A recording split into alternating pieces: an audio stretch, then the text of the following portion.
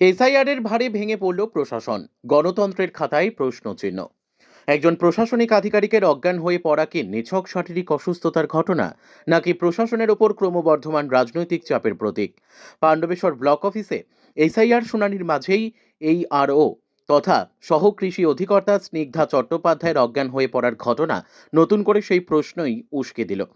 টানা শুনানি, নির্বিচ্ছিন্ন দায়িত্ব পালন এবং ক্রমাগত নজরদারির মাঝেই তিনি মাটিতে লুটিয়ে পড়েন।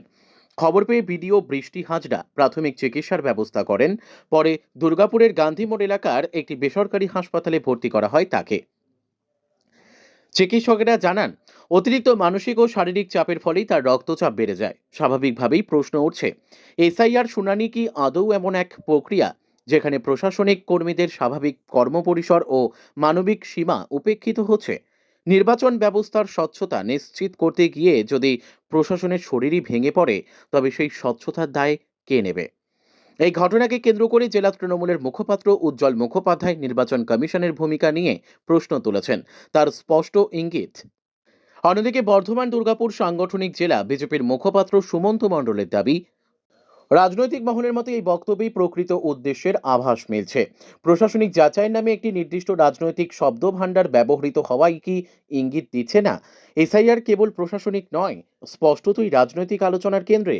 যদি প্রক্রিয়াটি সম্পূর্ণ নিরপেক্ষ হয়, তবে কেন তার ভাষা, ব্যাখ্যা ও প্রচারে একতরফা রাজনৈতিক সুর বারবার উঠে আসছে? আর সেই সুরের ভার বইতে গিয়ে প্রশাসনিক আধিকারিকরাই যখন অসুস্থ হয়ে পড়ছেন, তখন দায়িত্বের ভারসাম্য কোথায়?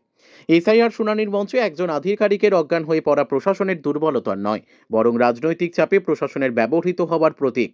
নির্বাচন প্রক্রিয়া কি তবে নিরপেক্ষতার গণ্ডি ছাড়িয়ে রাজনৈতিক পরীক্ষার ক্ষেত্র হয়ে উঠছে? এই প্রশ্নের উত্তরই ঠিক করে দেবে এসআইআর আদৌ প্রশাসনিক স্বচ্ছতার পথ, নাকি ভোট রাজনীতির নতুন অস্ত্র। নমস্কার। দেখুন, কিছু মানুষ যদি অসুস্থ হয়ে পড়ছেন কোনো কাজ করতে গিয়ে, সেটা এসআইআর হোক বা যে কোনো কাজে সূত্রে যদি করার সময় যদি অসুস্থ হয়ে পড়েন, তার আরোগ্য কামনা করি। ভারতীয় জনতা পার্টি চায় যে যে কোনো অসুস্থ মানুষের আরোগ্য দ্রুততম কামনা আমরা করে থাকি।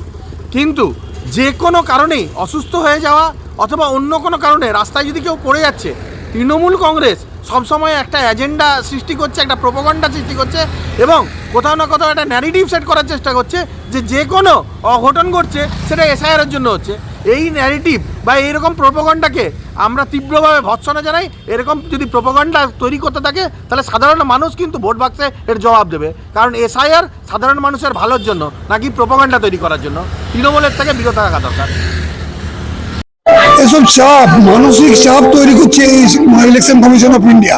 প্রতিদিন নতুন নতুন একটা করে সার্কুলার। আমাদের যারা বিএলও আছে তারা তো অনেক জায়গায় আত্মঘাতী হয়েছে, আপনারা জানেন। মানুষ আতঙ্কগ্রস্ত, বিএলওরা আত্মঘাতী হয়েছে এবং এবারে এই আরো অসুস্থ হয়ে পড়ছেন। এরপর দেখবেন কোনোদিন আরো উঁচু যারা আধিকারিক আছেন তারাও অসুস্থ হয়ে পড়বেন। কারণ এত বড় চাপ দেওয়া, যেদিন যেটা খুশি একটা করে নতুন একটা ফর্মুলা তৈরি করছে না, সেটাকে চাপিয়ে দিচ্ছেন। ন্যাচারালি এটা তো হচ্ছেই এবং এটা হবে। সাধারণ মানুষ থেকে নির্বাচন কমিশনের যারা আধিকারিক, প্রত্যেকটা লোক আজকে বিরক্ত হয়ে গেছে, মানসিক চাপে তারা অসুস্থ হয়ে পড়ছে। বলার কিছু নেই। এটা election commission of India, Gyanesh Kumar, তিনি ঠান্ডা করে বসে বসে ফর্মুলা তৈরি করছেন, যে ফর্মুলায় সারা বাংলা আজকে অসুস্থ হয়ে পড়ছে। এটা তার দেখার দরকার। আমরা প্রতিবাদ করছি, আমরা প্রতিবাদ করব। হ্যাঁ, আমি এসআইআর ডিউটি করছি, হিয়ারিং নিচ্ছিলাম। তো হঠাৎই শরীরটা খারাপ হয়ে যায়, মাথা ঘুরে যায় আর মাথা ব্যথা করছিল প্রচণ্ড, বমি বমি ভাব। তারপরে হঠাৎ করে আমি সেন্সলেস হয়ে যাই। তারপরে আমার অফিসের স্টাফরা, বিডিও অফিসের স্টাফ, বিডিও ম্যাডাম সবাই সহযোগিতা করে একটা নার্সকে নিয়ে আসা হয়। তারপরে ওখানকার যেই পাণ্ডবেশ্বরের একজন ডক্টর ছিলেন, উনি এসে দেখেন, দেখে পরে আমার ওই সুগার, প্রেশার এসবগুলোর টেস্ট হয়। তারপরে বিডিও ম্যাডামের সহযোগিতায় হেলথ ওয়ার্ল্ডে এসেছিলাম। হেলথ ওয়ার্ল্ডে বললেন যে সিটি স্ক্যান করে ভর্তি করার জন্য, যেহেতু বাচ্চা ছোট। আমি বললাম যে লামা করে আর কি বেরিয়ে এলাম, আমার হাজব্যান্ড নিয়ে এলেন। কাজের প্রেশার বলতে এখন তো হিয়ারিং, এসআইআর তো বিগত 1.5 মাস ধরে কাজ চলছে, এখন তো হিয়ারিং এর অল্প প্রেশার রয়েছে।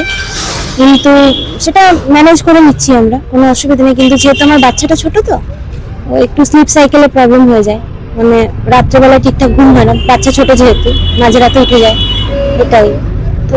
কতক্ষণ ডিউটি করতে হচ্ছে? এই আমরা ঘরে বাচ্চা রয়েছে 1 বছরের, তারপরে এই প্রেসারের ডিউটি, সেই জন্য কি শরীর অসুস্থ হয়ে যাচ্ছে বেশি করে চিন্তায়? এবার চিন্তা ঠিক বলবো না, সেটা আমরা কাজ করেই নিচ্ছি, কাজ তো করতেই হবে, যেহেতু এটা গাইডলাইনে রয়েছে, কাজ তো করতে হবে।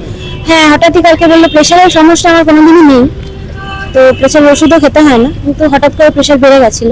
কাজের প্রেশারটাও কি সমানভাবে বাড়ছে? এবার কাজের প্রেশার তো এখন যেহেতু হিয়ারিং কন্টিনিউয়াসলি চলছে, তো ছুটি তো নেই, তো সেটা আমরা ছুটি এখন নেই আপাতত, তো ম্যানেজ তো আমরা করে নিচ্ছি। যেমন 1 তারিখে ছুটি ছিল, সেদিনকে আমরা একটা ছুটি পেয়েছিলাম, তো এইভাবেই চলছে। যে কাজ তো যেহেতু আছে, কাজ তো করতেই হবে, এখন 7ই ফেব্রুয়ারি অবধি কাজ আছে, তা আমি যেহেতু অ্যাপয়েন্ট হয়েছি এই ইয়ারের হিসাবে, কাজ তো আমি ছাড়বো না, কাজ তো করবোই। আপাতত আজকে আমার বাচ্চার ভ্যাকসিন ছিল, তো আমি আজকে যাইনি, ম্যাডামের সাথে কথা বলেছি, আমাদের ইয়ারও ম্যাডাম খুবই সহযোগিতা করেছেন, ওনাকে ফোন করে বলেছি ঠিক আছে তুমি 2 দিন রেস্ট নাও, তারপরে তুমি আবার জয়েন করো, তো আমি কালকে আবার জয়েন করবো। আপনার নামটা? আমার নাম স্নিগ্ধা চ্যাটার্জি। দুর্গাপুর থেকে বিধানচন্দ্র গাঙ্গুলির রিপোর্ট, বিগ নিউজ বাংলা।